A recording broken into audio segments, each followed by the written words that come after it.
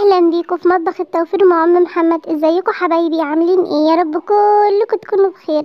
لو عندك 3 معالق من اللحمه المفرومه محتاره وعايز تعملي غدا اقتصادي وعلى قد الايد سهل وسريع، هاتيهم وتعالي نعمل بيهم احلى غدا. ايوه، هتعملي غدا ب3 معالق لحمه مفرومه، يعني باقل من ربع كيلو هتغدي البيت كله وتعملي غدا مشبع وكمان على قد الايد. يلا نشوف هنعمل ايه مع بعض، يلا بينا.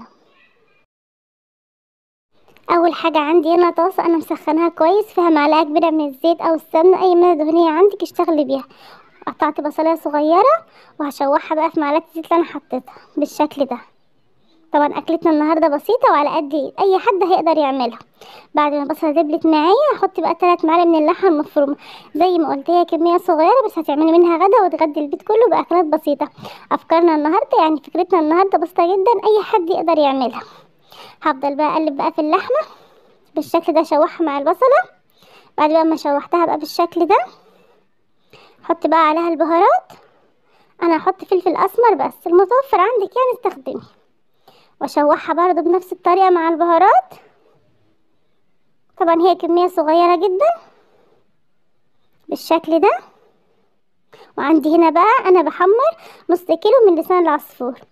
طبعا هعمل معاكم النهارده طاجن لسان العصفور باللحمه المفرومه، بس هنعمله ب3 معالق لحمه مفرومه بس، يعني اكله اقتصاديه جدا. ابدا بقى اشوح بقى في اللحمه. وعندي هنا جزرايه انا بشرتها او ضربتها في الكب، اي حاجه يعني. اشوحها برضو مع اللحم. طبعا الجزر مفيد جدا وكمان بطعمه جميل مع اللحمه المفرومه، وكمان بضعفلك الكميه. هنا بقى بحمر بقى في لسان العصفور، انا حاطه بقى معلقه من السمنه يعني بحمره بالشكل ده. وعندي بقى هنا اللحمه. طبعا غدا النهارده بسيط جدا، يعني تعمليه في ربع ساعه.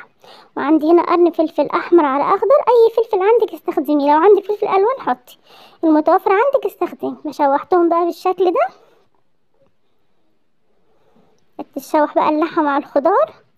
الخضار ما شاء الله ضاعف كميه اللحمه بالشكل ده. وعندي بقى هنا لسان العصفور انا اتحمر بقى بالشكل ده، هفضيته بقى على اللحمه. اقلبه بقى مع بعض تشويحه بقى بسيطه. طبعا طاجن لسان العصفور باللحمه المفرومه اكله جميله ومغذيه يعني، وكمان اقتصادي. لما تعملي الطاجن ده كله يعني بنص كيلو يعني ب3 معالق من اللحمه المفرومه، يعني نص كيلو لسان العصفور و3 معالق بالشكل ده هتعملي غدا وتغدي البيت كله. نزلت بقى عليهم بالميه. الميه يعني حسب لسان العصفور، انا عامله نص كيلو، ده نص كيلو سايب انا جايباه، يعني مش كيس، ده سايب انا جايباه من عند العطار. هظبط بقى الملح. عندي بقى مكعب مرقه. مكعب مرقه ده اختياري، عايز تحطيه حطيه براحتك، بس هو بيخلي طعمها جميل بالشكل ده.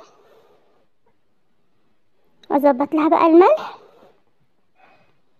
بالشكل ده واقلبه بقى، واغطي بقى عليه النار واسيبه بقى لما لسان العصفور يبدا يتشرب يعني الميه بتاعته.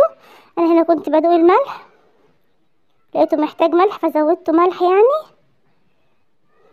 بدا يغلي معايا بقى بالشكل ده. هغطي بقى عليه واخلي النار متوسطه واسيبه لغايه ما يستوي. طبعا ما بياخدش وقت، لسان العصفور بيستوي على طول بالشكل ده.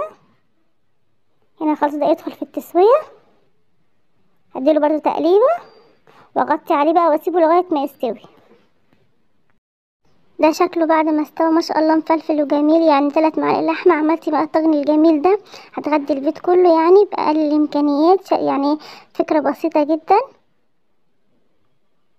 ده شكله بعد ما غرفته في الطبق ما شاء الله جميل جدا. اتمنى الوصفه النهارده عجبتكم، اتمنى تنوروني بالاشتراك في القناه.